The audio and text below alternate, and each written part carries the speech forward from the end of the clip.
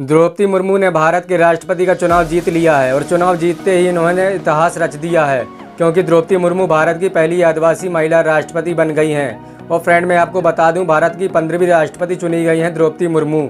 तो फ्रेंड ये टॉपिक काफ़ी ज़्यादा इंपॉर्टेंट है। अगर आप किसी भी एग्ज़ाम की तैयारी कर रहे हो तो फ्रेंड वो सभी क्वेश्चन जो आपके एग्ज़ाम के लिए इंपॉर्टेंट रह सकते हैं वो मैं आपके लिए इस वीडियो में लेकर आया हूँ।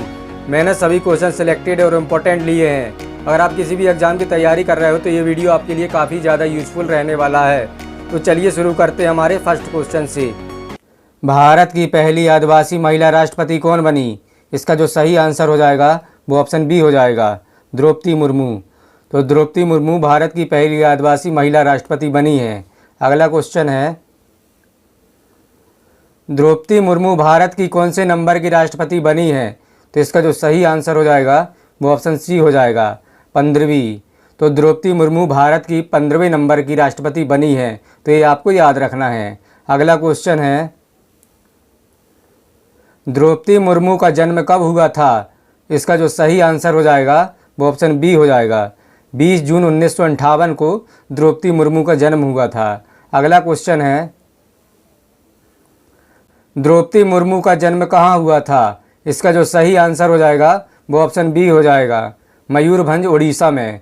तो मयूरभंज उड़ीसा में द्रौपदी मुर्मू का जन्म हुआ था और भारत के में उड़ीसा राज्य यहाँ पर आता है। अगला क्वेश्चन है, द्रौपदी मुर्मू किस जनजाति से संबंध रखती हैं? इसका जो सही आंसर हो जाएगा वो ऑप्शन बी हो जाएगा, संथाल जनजाति। तो द्रौपदी मुर्मू संथाल जनजाति से संबंध रखती हैं। तो ये आपको याद रखना है। अगला क्वेश्चन है, द्रौपदी मुर्मू का संबंध किस पार्टी से है? तो इसका जो सही आंसर हो जाएगा वो ऑप्शन ए हो जाएगा, भारतीय जनता पार्टी, यानी कि जिसको हम बीजेपी बोलते हैं, बीजेपी। अगला क्वेश्चन है, 2015 में द्रौपदी मुर्मू किस राज्य की पहली महिला राज्यपाल बनी? इसका जो सही आंसर हो जाएगा वो ऑप्शन डी हो जाएगा, झारखंड राज्य की। तो द्रौपदी मुर्मू 2015 में झारखंड राज्य की पहली महिला राज्यपाल बनी। और जो झारखंड राज्य है वो इंडिया के मैप में यहाँ पर आता है, ये देख लीजिए आप। अगला क्वेश्चन है,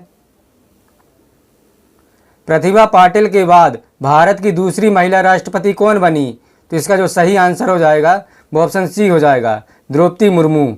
तो द्रौपदी मुर्मू प्रतिभा पाटिल के बाद भारत की दूसरी महिला राष्ट्रपति बनी। तो ये आपको याद रखना है।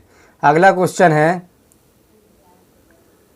द्रौपदी मुर्मू को किस विधानसभा द्वारा 2007 में सर्वश्रेष्ठ विधायक के लिए नीलकंठ पुरस्कार से सम्मानित किया गया? इसका जो सही आंसर हो जाएगा वो ऑप्शन सी हो जाएगा, उड़ीसा राज्य। तो द्रौपदी मुर्मू को उड़ीसा राज्य विधानसभा द्वारा 2007 में सर्वश्रेष्ठ विधायक के लिए नीलकंठ पुरस्कार से सम्मानित किया गया था। तो ये आपको याद रखना है। फ्रेंड अब हम जान लेते हैं, अब जो ये वोटिंग हुई है 2022 में राष्ट्रपति चुनाव की, इसमें कुल कितने वोट पड़े हैं? तो राष्ट्रपति चुनाव के जो वोटों की गिनती है वो कुल 4 राउंड में हुई थी और चुनाव में कुल 4754 वोट पड़े थे। और गिनती के वक्त 4701 वोट थे वो वैध थे, जबकि 53 वोट थे वो अमान्य पाए गए थे। और कुल वोटों की जो वैल्यू थी वो 5,28,491 थी।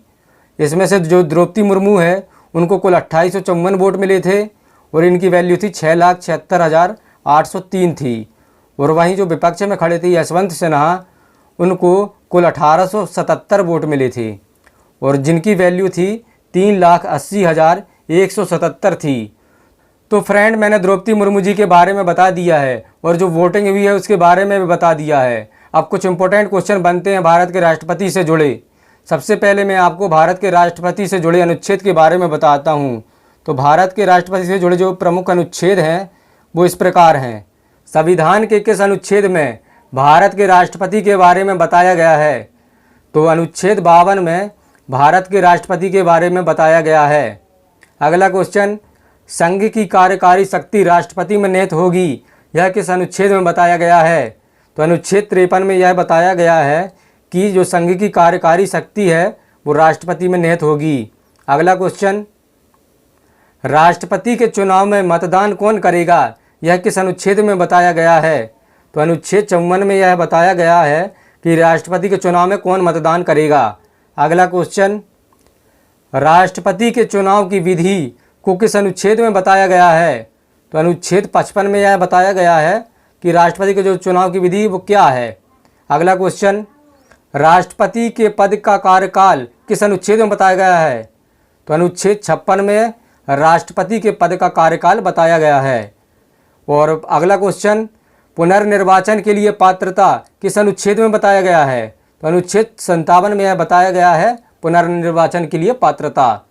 अगला क्वेश्चन, राष्ट्रपति के लिए चुनाव हेतु योग्यता क्या होनी चाहिए? यह किस अनुच्छेद में बताया गया है? तो अनुच्छेद 58 में यह बताया गया है कि राष्ट्रपति चुनाव के लिए क्या योग्यता होनी चाहिए।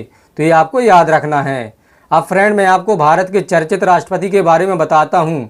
तो इससे बहुत सारे इंपॉर्टेंट क्वेश्चन बनते हैं, ये भी अक्सर एग्जाम में पूछे जाते हैं। तो चलिए हम आगे बढ़ते हैं भारत के चर्चित राष्ट्रपति से। सबसे पहला प्रतिभा देवी सिंह पाटिल, ये 12वें नंबर की राष्ट्रपति बनी थी और ये देश की पहली महिला राष्ट्रपति थी और इनका जो कार्यकाल था वो 2007 से 2012 तक था। फिर ये राजस्थान की गवर्नर भी रह चुकी हैं और जो इनका कार्यकाल था 2004 से 2007 तक था। अगले हैं डॉक्टर APJ अब्दुल कलाम, ये भारत के राष्ट्रपति 2002 से 2007 तक बने थे। ये 11वें नंबर के राष्ट्रपति थे और उनको मिसाइल मैन ऑफ इंडिया भी कहा जाता है। तो ये काफ़ी चर्चा में रहे थे डॉक्टर APJ अब्दुल कलाम। अगले थे, भारत के पहले राष्ट्रपति कौन थे? तो जो भारत के जो पहले राष्ट्रपति थे वो राजेंद्र प्रसाद थे और इनका संबंध बिहार राज्य से था। भारत के पहले मुस्लिम राष्ट्रपति कौन थे?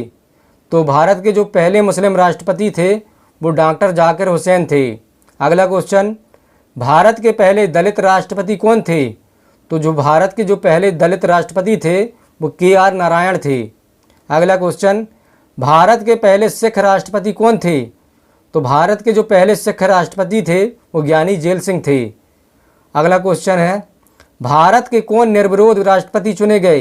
तो नीलम संजीव रेड्डी भारत के निर्विरोध राष्ट्रपति चुने गए। अगला क्वेश्चन है, अपने कार्यकाल के दौरान किस राष्ट्रपति की मृत्यु हो गई थी? तो अपने कार्यकाल के दौरान डॉक्टर जाकिर हुसैन और फ़खरुद्दीन अली अहमद की मृत्यु हो गई थी। तो ये आपको याद रखना है। तो दोस्तों, ये था द्रौपदी मुर्मू से संबंधित सभी महत्वपूर्ण प्रश्न जो कि एग्जाम की दृष्टि से काफ़ी महत्वपूर्ण है। उम्मीद करता हूँ कि वीडियो आपको पसंद आया होगा। अगर वीडियो अच्छा लगा तो वीडियो को लाइक और चैनल को सब्सक्राइब कर लें। तो चलिए मिलते हैं नेक्स्ट वीडियो में। आज के लिए इतना ही। जय हिंद, वंदे मातरम।